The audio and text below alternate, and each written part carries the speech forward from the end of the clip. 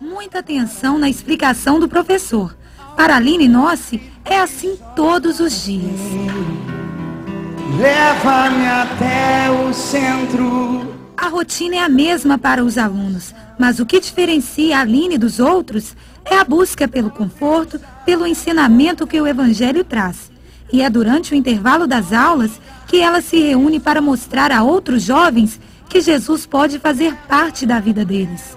Egoísmo, a gente que recebeu Jesus, guardar isso só pra gente. E o mandamento dele é ir de fazer discípulos. Então isso já vem há alguns anos. Vocês estão vendo aqui o compartilhamento disso, no meu clubinho, eu não tenho clubinho nenhum, não sou ninguém, do primeiro ano, tá todo mundo junto querendo fazer a obra de Deus e glória a Deus por isso.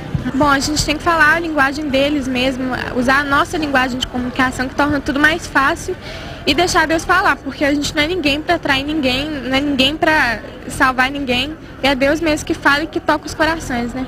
A proposta aqui não é levar a pessoa à igreja, e sim trazer o Evangelho até os jovens. O importante não é a religião, mas o conhecimento do amor de Deus.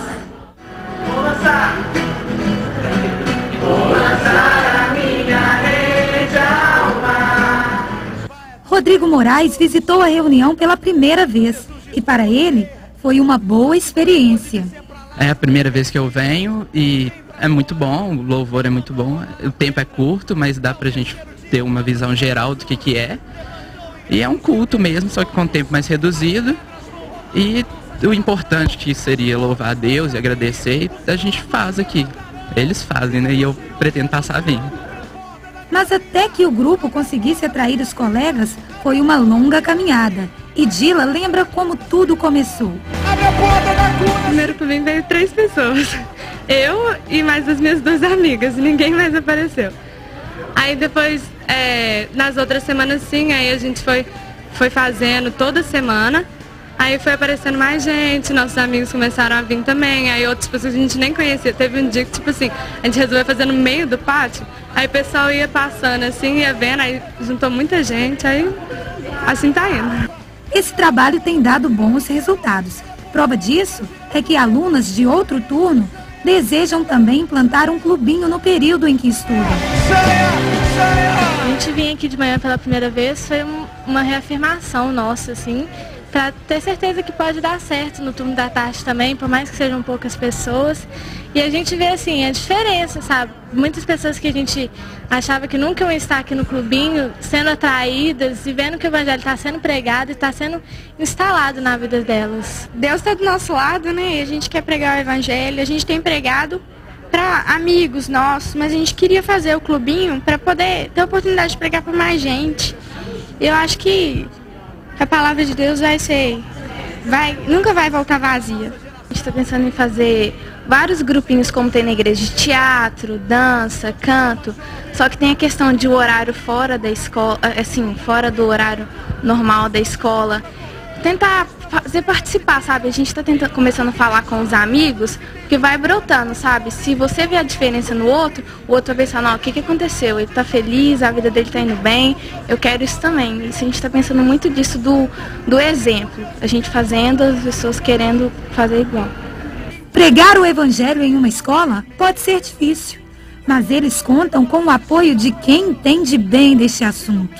A capelania do colégio supervisiona esses clubinhos, sem, no entanto, tirar a prerrogativa da liderança dos próprios alunos, porque, na verdade, o grande diferencial do trabalho dos clubinhos na escola é exatamente esse, porque ele é liderado por alunos e alunas, a iniciativa é deles e cabe à capelania dar o apoio necessário, né, providenciar um local para eles se reunirem, orientar sobre o que eles vão falar, mas é um encontro informal.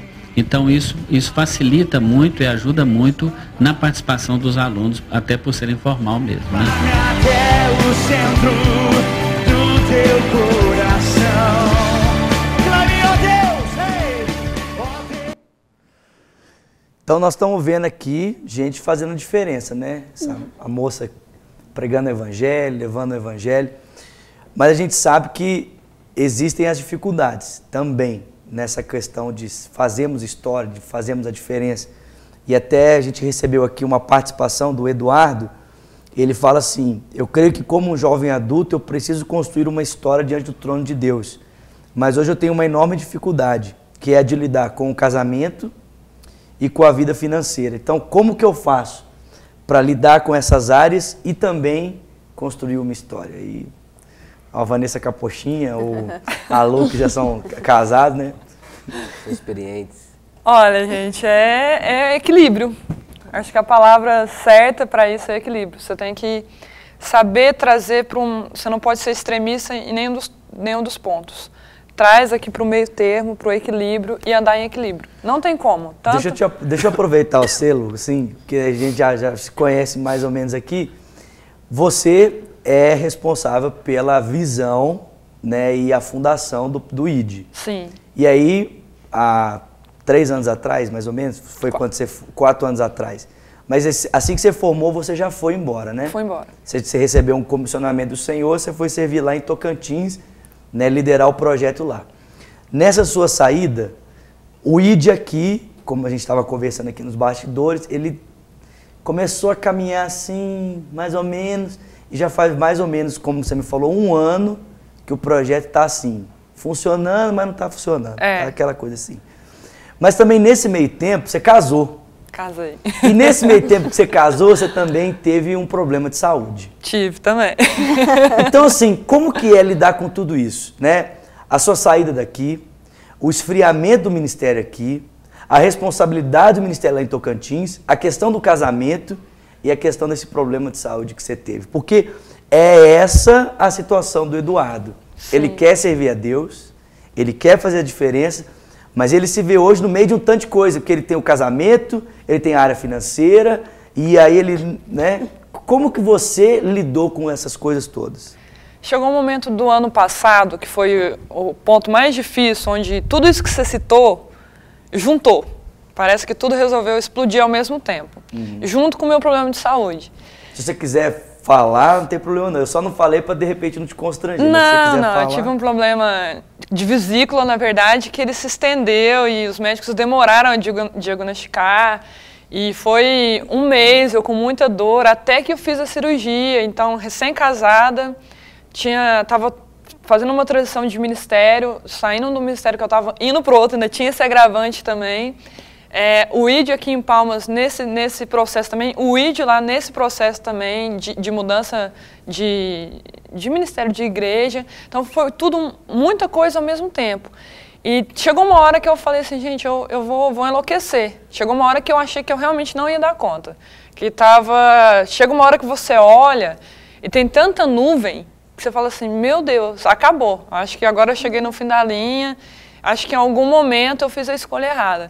Mas se tem uma coisa, Vini, que eu aprendi nesse 1 ano atrás, eu acho que eu posso dizer que foi um dos anos que eu mais cresci, foi que ali, naquele momento deserto, que Deus ele forja o seu caráter mesmo, que Ele te torna forte para o que você tem adiante. Ali chegou uma hora que eu precisei, vamos dizer, fazer como a águia, voar sobre a tempestade para que a asa não pesasse e eu não caísse. Que a águia ela faz isso, né? Quando a tempestade vem, ela vai para cima dela para que a água não pese. Então, assim, foi um momento em que eu tive que, junto com o Leandro, a gente buscar o Senhor como a gente nunca buscou e buscar orientação. E à medida as coisas foram acontecendo, o problema de saúde foi se resolvendo, Deus foi encaminhando tudo. A minha cirurgia foi uma cirurgia de muito risco, a gente não sabia a gravidade, tanto que só depois da cirurgia o médico falou para minha mãe o quanto era arriscada aquela cirurgia.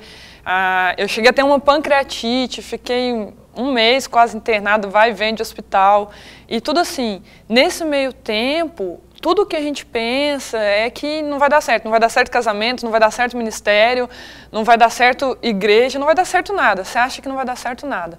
Mas é nesse momento que Deus ele vem e é quando Ele pega, Ele dá uma reviravolta. Quando você olha e fala assim, nossa, você olha para trás e dá risada, fala que bom. A melhor coisa que tem é quando você olha para trás e diz assim, nossa, como eu amadureci. Como eu sou diferente do que eu era, como eu não sou a mesma Luciana, como nós não somos o mesmo casal, como a gente conseguiu na força do Senhor, equilibrar isso tudo. Porque não tem outra saída, não tem família boa, não tem pai bom, não tem amigo bom, igreja bom, pastor bom que vai resolver. É só Deus. Tem momentos na nossa vida que não adianta. É só Deus, é você e o seu esposo ali, orando, buscando e correndo atrás. Não tem como. Estava até lembrando que acho que é Isaías 48:10 mesmo. Uma vez Deus falou comigo, né? Eu não te formei como a prata nem como o ouro, mas eu te formei na fornalha da aflição. Eu vejo que muitas pessoas pensam que trabalhar para o Senhor... Que texto maravilhoso. Assim, tão precioso você que está aí assistindo nessa manhã. Quero lembrar você que o instrumento de Deus para fortalecer você, para te forjar, é uma fornalha de aflição. Aleluia, glória a Deus. Mas muitas pessoas, quando vão para Jesus, pensam que, não, agora acabou, meus problemas acabaram. Conta um pouquinho da sua história, Vanessa, porque eu falei que quando eu conheci a Vanessa, para mim a Vanessa, assim, o testemunho dela é muito impactante. Porque a Vanessa, ela converteu... Conta você, Vanessa. Foi em 2005, em maio de 2005, eu converti, tive um encontro, assim, tremendo com o Senhor e... comecei a querer trabalhar para Deus. Não, preciso trabalhar para o Senhor, eu preciso fazer uma coisa. Aí eu comecei a pensar nas áreas que eu poderia, mas nada me encaixava. Até que um dia veio uma proposta de ir para a África. Quanto tempo depois? Que eu fui para lá, tinha 6 meses que eu tinha convertido. Então, você imagina, a Vanessa converteu, 6 meses depois, ela estava na África. E tiveram pessoas, cristãos, foram contra... pela questão, né, do neófito, não está pronto ainda. Mas eu percebi que foi um tempo de Deus para o meu crescimento. De quantas coisas você teve que abrir mão, Vanessa? De tudo. Eu trabalhava, eu tinha acabado de comprar o meu carro, estava fazendo faculdade. E eu larguei tudo, fui para uma base missionária, tive que morar em alojamento, e lá tive que adaptar a cultura, tudo isso. E isso foi em janeiro de 2006. Quando foi em agosto, se eu não me engano, descobriram que minha mãe estava com câncer no pulmão. Aí, quando foi em novembro, eu retornei para estar mais perto com minha mãe. E daí que eu decidi ir para o Carisma e minha vida nunca mais foi a mesma. Então, a gente percebe, não tem como, né? Nesse cumprimento da missão, existem, né, as intempéries, as dificuldades, né, Pastor Rony? Mas nesses momentos é que nós mais marcamos a vida dos outros que estão nos assistindo. Porque no momento de crise é que você revela o que tem dentro de você. Exatamente. E o Pastor Rony também teve o seu momento de... Acho que pregar quando está tudo muito bom, tudo muito pronto, é fácil e o cara fala, a vida dele está perfeita. Mas quando está em crise... aí nós revelamos de fato que existe um Deus poderoso. E aí quando ele está passando em crise, ele lembra, olha, que ele conseguiu por causa de Deus. Você morou um tempo em Portugal, né, Rony? Morei 4 anos ininterruptos. Você foi lá pra... jogar futebol. E você foi bem sucedido lá? Fui pra jogar futebol, pra ganhar milhões e a minha vida ficar famosa e etc. Construí o meu castelo. Virei servente de pedreiro, garçom, panfletando na rua pra comer. Não tem dinheiro para pagar aluguel e chorando diante de Deus. E foi exatamente nesse momento que Deus forjou meu caráter, transformou quem eu era para quem eu sou hoje, gerou em mim a visão do ministério que eu não tinha, que a minha visão era só ganhar dinheiro, e tudo mudou. Em 4 anos, quando eu voltei para o Brasil, já voltei sabendo o que eu queria, o que eu deveria fazer, qual seria meu futuro. Exatamente. Primeira coisa, fui para o seminário, e daí, como você disse, Seminário Carisma, meu irmão, você está assistindo aí, é um divisor de águas. Deu um boom na nossa vida, né?